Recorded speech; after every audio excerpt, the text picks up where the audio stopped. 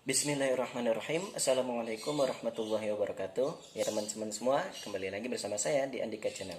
Oke, pada video kali ini saya mau sharing tentang bagaimana tips untuk berinvestasi properti. Nah, yang perlu teman-teman ketahui adalah yang pertama bahwa properti itu investasinya tidak seperti saham dan lain-lain ya, atau di bidang keuangan lain misalnya. Nah, itu beda kalau misalkan investasi keuangan itu perlu yang namanya izin atau legalitas dari OJK gitu ya. Nah, tapi kalau misalkan investasi properti itu tidak membutuhkan yang namanya izin dari OJK. Oke, seperti apa namanya investasi properti ini? Next, tonton sampai habis video berikut ini. Ya, teman-teman semua. Jadi banyak banget orang yang ingin investasi properti, tapi banyak juga yang nanyain apakah ini properti ada izin OJK-nya atau enggak gitu ya. Nah, yang perlu teman-teman ketahui adalah bahwa investasi properti itu tidak sama dengan yang namanya investasi keuangan yang butuh apa namanya izin dari OJK gitu ya. Nah, bagaimana tips untuk berinvestasi properti? Yang pertama, yang perlu teman-teman ketahui adalah bahwa investasi properti itu keuntungannya pertama bisa diperoleh dari yang namanya capital gain. Jadi capital gain itu apa? Dari misalkan teman-teman beli tanah harganya 1 meter misalnya 100.000. Kemudian 5 tahun ke depan itu bisa naik menjadi 1 juta per meter gitu ya.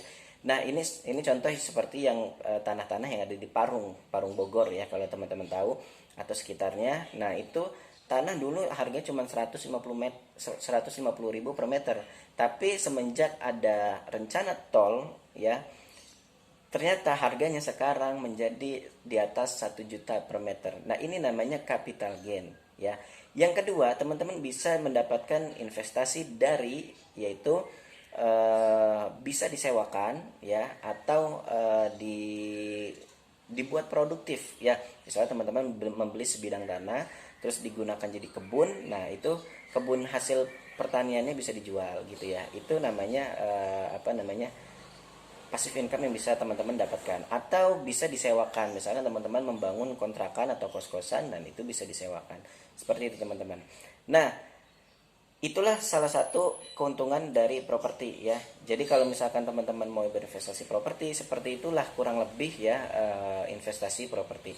Nah, tipsnya bagi pemula ya, bagaimana cara berinvestasi properti? Nah, kalau misalkan teman-teman memilih bisa memilih developer ya, membeli tanah ke developer atau rumah ke developer gitu ya. Developer itu pengembang, yaitu perusahaan yang misalnya sebidang tanah gitu ya, dijadiin perumahan atau dijadiin kafling gitu ya, dipecah-pecah tanahnya ya. Nah, itu developer ya. Atau bisa teman-teman membeli perorangan. Misalkan ada orang jual tanah gitu ya 100 meter, nah itu kita beli gitu ya. Nah, itu perorangan. Jadi teman-teman bisa beli melalui developer atau perorangan ya. Nah, yang pertama yaitu teman-teman harus melihat siapa yang jualnya ya.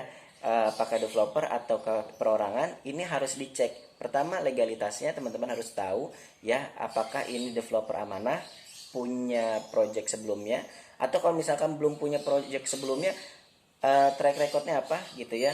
Dan yang kedua, legalitasnya seperti apa. Jadi apakah izin-izin udah kelar gitu ya, atau udah selesai, atau sudah masih proses gitu ya. Dan pun kalau misalkan masih proses, perizinan ini sudah sampai proses mana. Jangan sampai kita membeli proyek yang izinnya belum ada tapi udah dijualin gitu ya.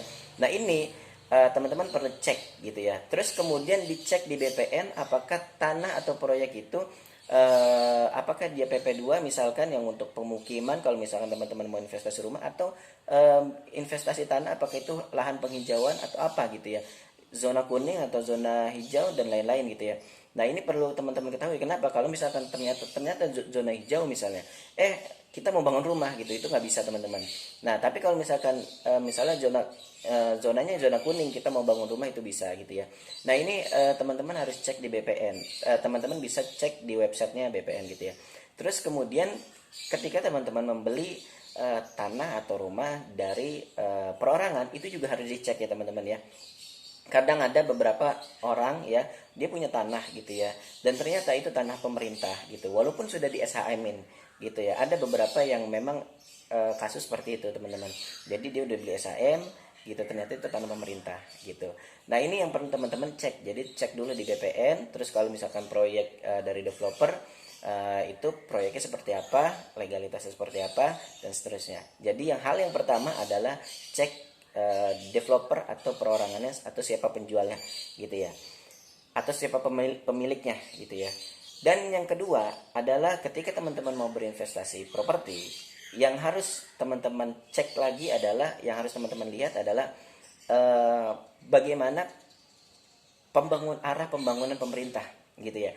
Contoh misalnya gini, kalau pembangunan pemerintah itu akan dibangun jalan tol misalnya, atau seperti misalnya di daerah Bogor Timur ya, atau di daerah Jakarta sebelah timur, yaitu Bekasi, Cikarang gitu ya, itu pembangunannya pesat gitu ya, ada jalan tol, ada MRT ya yang rencana mau dibangun gitu ya, KRL dan seterusnya. Nah ini kalau misalkan ada pembangunan seperti ini, arah pembangunan pemerintah, maka teman-teman boleh untuk berinvestasi. Kenapa? Karena ketika teman-teman menentukan, mengetahui arah pembangunan pemerintah, maka ketika harganya mungkin seperti contoh yang tadi saya bilang di Parung ya, di Parung itu, Parung Bogor, kalau teman-teman search di Google Maps itu ya, ada Parung Bogor itu dulu harganya 150.000 per meter, yaitu beberapa tahun yang lalu, 2 tahun atau 3 tahun yang lalu, ya sekitar 5 tahun lalu ke atas lah gitu ya. Nah itu harga 150 per meter, 150.000 per meter, dan sekarang harganya udah di atas 1 juta gitu ya. Jarang banget itu kalau di pinggir jalan raya itu udah di atas 2 juta gitu ya per meternya, per meter gitu ya. Nah ini kenaikan yang sangat signifikan. Kenapa? Karena ada pembangunan jalan tol ya, ada rencana, belum ada tolnya gitu ya, tapi rencana tol akhirnya naik. Nah ini teman-teman harus perhatiin gitu ya. Atau misalkan mau dibangun MRT gitu ya, atau LRT, atau misalkan pembangunan oh di sini ada, nanti ada perumahan misalnya.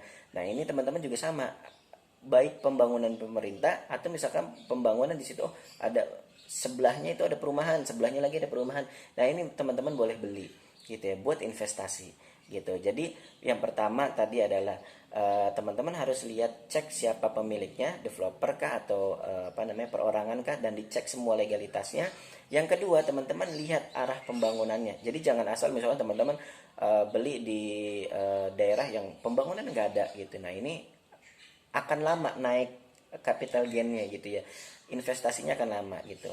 Dan yang ketiga adalah teman-teman harus tahu, berkaitan yang tadi tentang pembangunan pemerintah, harus tahu di mana titik sunset atau sunrise gitu ya. Sunset itu apa? Sunset itu misalkan dia udah, propertinya ini sudah tidak terlalu naik signifikan ketika misalnya teman-teman beli properti di Jakarta gitu ya.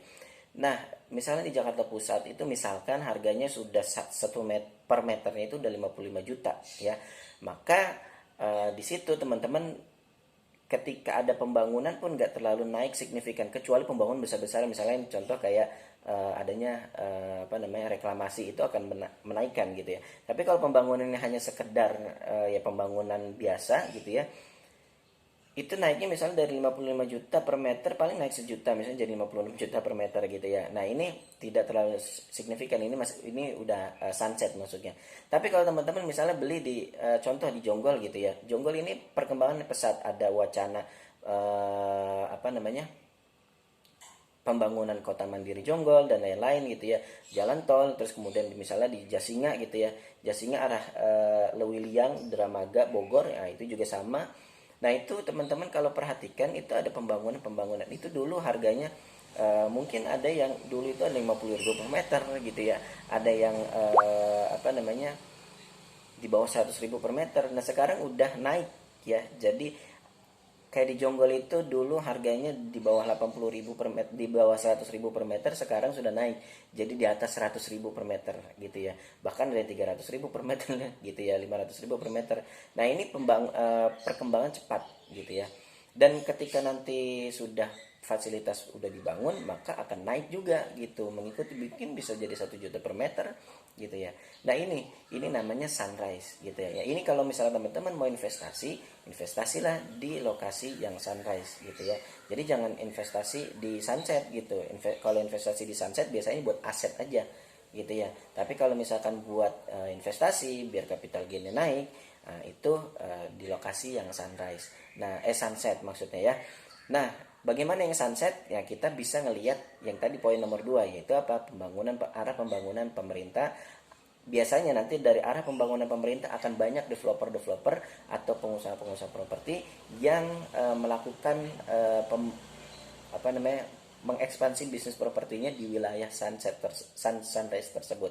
Jadi teman-teman bisa mengikuti nih, mana banyak perumahan, mana yang banyak apa namanya, proyek gitu ya. Nah ini biasanya masih sunrise gitu ya. Nah itu teman-teman bisa ikutin, dan investasi properti mungkin awalnya akan murah dulu gitu ya, dan tapi memang lokasinya juga mungkin masih sepi gitu, tapi nanti akan naik gitu ya, seperti itu teman-teman.